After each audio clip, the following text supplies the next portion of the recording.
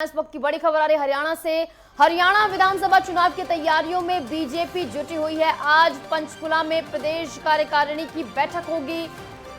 Tau Devi Lal stadium में कार्यकारिणी की बैठक होने वाली है। बैठक में 3000 प्रदेश कार्यकारिणी के सदस्य शामिल होने के लिए पहुंचेंगे। गृह मंत्री अमित शाह के नेतृत्व में चुनाव की रणनीति बनाई जाएगी। विधानसभा चुनाव प्रभारी धर्मेंद्र प्रधान इस दौरान मौजूद रहेंगे। चुनाव सह प्रभारी विप्लव देव भी इस दौरान मौजूद रहेंगे। सीएम नायब सिंह सैनी, केंद्रीय मंत्री मनोहर लाल भी इस दौरान मौजूद रहेंगे।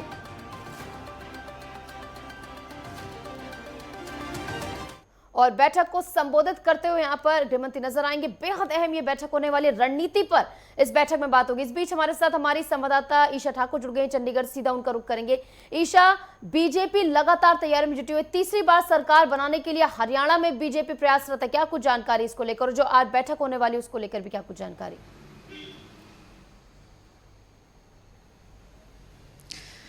जी बिल्कुल, देखिए केंद्रीय गृह मंत्री अमित शाह सीधा पहुंचेंगे पंचकुला और पंचकुला में दोपहर बाद वो कार्यकर्ताओं को संबोधित करेंगे। कार्यकारिणी की ये अहम बैठक है और बैठक में करीब 3000 नेता शामिल होंगे। जिला और मंडल स्तर के जो नेता हैं, कार्यकर्ता हैं, उन्हें यहाँ पर बुलाया गया है। 9 बजे से रजिस्ट्रेशन शुरू हो चुकी है। ताऊ देवीलाल स्टेडियम में 2 चरणों में ये बैठक की जाएगी। आगामी विधानसभा चुनाव को लेकर चर्चा की जाएगी और साथ ही रणनीति तैयार की जाएगी कि चुनाव में किस तरीके से उतरा जाए। पहले चरण की अगर बात करें, सुबह 11 बजे ये बैठक रहेगी, जिसमें जो चुनाव प्रभारी नियुक्त किए गए हैं, केंद्रीय मंत्री धर्मेंद्र प्रधान मौजूद रहेंगे। इसके अलावा हरियाणा बीजेपी के प्रभारी, जिन्हें सह चुनाव प्रभारी नियुक्त किया गया है, विप्लव देव भी मौजूद रहने वाले हैं। उनकी तरफ से बैठक का नेतृत्व किया जाएगा और मुख्यमंत्री नायब सिंह सैनी के अलावा खासतौर से केंद्रीय मंत्री और हरियाणा के पूर्व मुख्यमंत्री मनोहर लाल खट्टर भी इस बैठक में मौजूद रहने वाले हैं। सुबह 11 बजे पहले चरण की बैठक होगी और उसके बाद 2 बजे की अगर बात करें तो केंद्रीय गृह मंत्री अमित शाह का संबोधन होगा। वो चर्चा करेंगे चुनाव को लेकर और आगामी रणनीति यहां पर तैयार की जाएगी।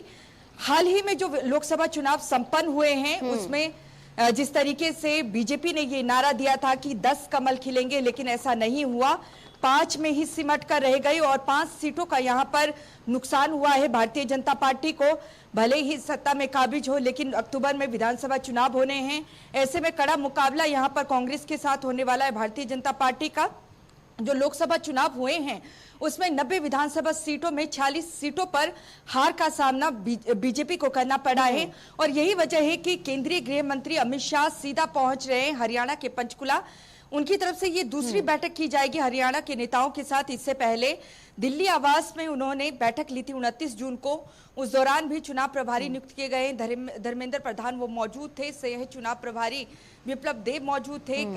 अगर मनोहर लाल खट्टर की बात करें, हालांकि अब वो केंद्र में मंत्री बना दिए गए हैं, बिजली मंत्री हैं, लेकिन उन्हें भी इस बैठक में शामिल किया गया था और साथ ही साथ नायब सिंह सैनी हरियाणा के मुख्यमंत्री भी मौजूद थे। यहाँ पर अगर हम बात करें तो पार्टी विरोधी और गति विरोधी जो सत्ता विरोधी लहर है वो देखने को यहाँ पर मिल रही है। 5 सीटें जो लोकसभा चुनाव में नुकसान भारतीय जनता पार्टी को हुआ है, उसमें भीतरी घात की खबरें सामने आई हैं। खासतौर से सिरसा और हिसार की बात करें तो यहाँ के जो उम्मीदवार हैं उनका कहना है कि उन्हें हराने के लिए बीजेपी के नेताओं ने ही बड़ी कोशिश की।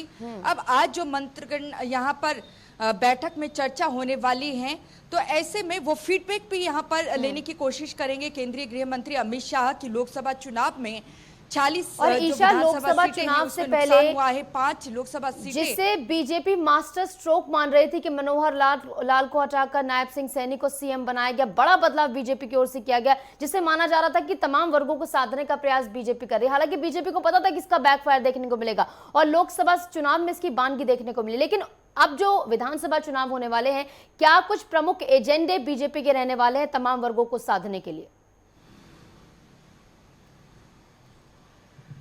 देखिए, हरियाणा में बीजेपी हमेशा ही गैर जाट की राजनीति करती है और हरियाणा की राजनीति जाट और गैर जाट के इर्द गिर्द ही घूमती हुई नजर आती है और बीजेपी की ने लोकसभा चुनाव में भी गैर जाट की राजनीति की है और पूरी कोशिश है कि इसी के तहत बीजेपी चाहती है कि पूर्ण बहुमत के साथ सत्ता में काबिज हो। लेकिन सत्ता विरोधी लहर यहाँ पर देखने को मिली है और यही वजह है कि ओबीसी कोटे से जिस तरीके से नायब सैनी को यहाँ पर मुख्यमंत्री लोकसभा चुनाव के दौरान लगाया गया और मनोहर लाल खट्टर को हटाया गया, लेकिन सत्ता विरोधी जो लहर देखने को मिल रही है, 9.5 साल हो चुके हैं भारतीय जनता पार्टी को यहाँ पर काबिज हुए हुए।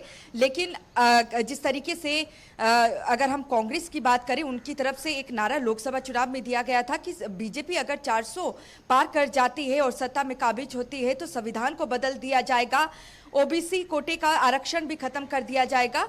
और बीजेपी का कहना है कि ये जो भ्रांतियां फैलाई गई है कांग्रेस की तरफ से, इसी का हार का सामना कहीं ना कहीं भारतीय जनता पार्टी को चुनाव में उठाना पड़ा है।